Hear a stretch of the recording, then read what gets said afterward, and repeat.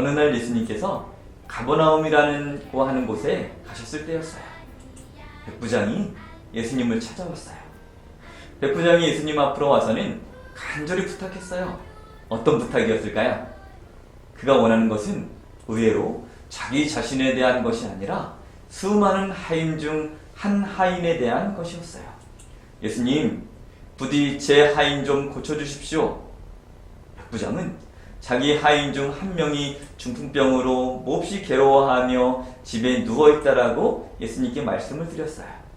그러자 예수님께서는 내가 가서 고쳐주겠다라고 말씀하셨어요.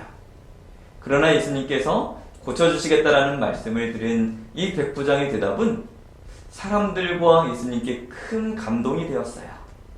예수님, 저는 예수님을 집에 모실 만한 자격이 없습니다. 그저 말씀만 해주십시오.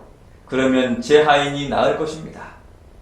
백부장은 예수님께서 직접 집으로 찾아오지 않으시고 말씀만 하셔도 하인의 병이 치료될 것을 믿고 있었어요. 예수님께서 이 말씀을 들으시고 놀라시며 따라오던 사람들에게 나는 지금까지 이스라엘에서 이같이 큰 믿음을 가진 사람을 본 적이 없다라고 말씀하셨어요. 예수님께서는 백부장의 믿음과 하인을 사랑하는 마음을 보시고 감탄하셔서 칭찬하신 거예요. 곧 예수님께서는 백부장에게 가거라, 내가 믿은 대로 내게 이루어질 것이다 라고 말씀하셨어요. 사람들이 백부장의 집으로 돌아가 보니 이미 하인의 병이 깨끗하게 나아 있었어요. 하인과 함께 있던 사람들은 모두 다시 놀랐지요. 백부장은 하인을 위해 간절히 구했어요. 예수님은 이러한 백부장의 믿음을 기뻐하며 받으시고 큰 칭찬과 기적으로 더 크게 돌려주셨어요. 우리도 예수님께 칭찬받는 사람이 되기 위해서 백부장의 모습을 통해 배울 수 있는 것은 무엇인지 함께 나눠볼까요? 첫 번째, 예수님 앞으로 나와 간절히 구했어요. 백부장은 자기 자신을 위해서가 아니라 아끼는 자기 한 사람을 위해 간구했어요. 내 것, 내 욕심 구하기는 참 쉽죠.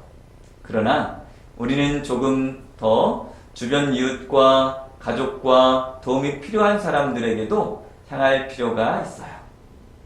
자기의 소원하는 기도 제목들을 점검해 보세요. 내 유익만을 위한 것인지, 하나님의 뜻에 합당하며 선하고 아름다운 일들인지, 구원의 길을 가는 것과 다른 길은 아닌지, 왜 우리의 소망을 하나님께서 들어주시고자 하는지 깨닫는 시간이 되기를 바라요. 두 번째, 예수님께서 고쳐주실 것을 믿었어요. 백부장은 예수님께 그저 말씀만 해주십시오 라고 했어요. 집으로 직접 가실 필요가 없으시다라는 거예요. 여러분, 백부장의 행동이 우리는 결코 할 수 없는 대단하고 어려운 것이었나요? 아니에요. 그저 믿음을 보여드렸을 뿐이에요. 의심을 물리치고 말씀만으로도 명령하셔도 불가능한 일이 없으신 예수님께 여러분의 믿음을 보여주세요. 세 번째, 예수님께서 크게 칭찬해 주셨어요. 하인의 병을 고치기 위해 예수님께서 말씀만 해주시면 된다라는 이 백부장의 모습을 보고 이스라엘 중 아무에게도 이만한 믿음을 보지 못하였노라 라고 말씀하셨어요. 예수님께 받을 수 있는 정말 최고의 칭찬을 받았지요.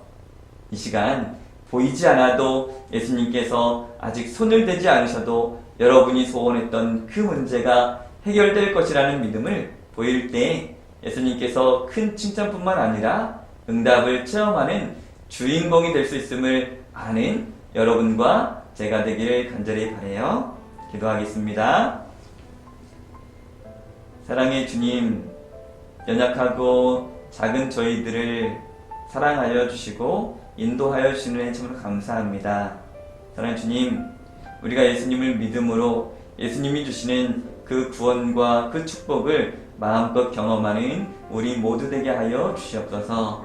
하나님의 사랑과 은혜가 오늘 우리 모두에게 함께하기를 바라오며 예수님의 이름으로 간절히 기도드립니다.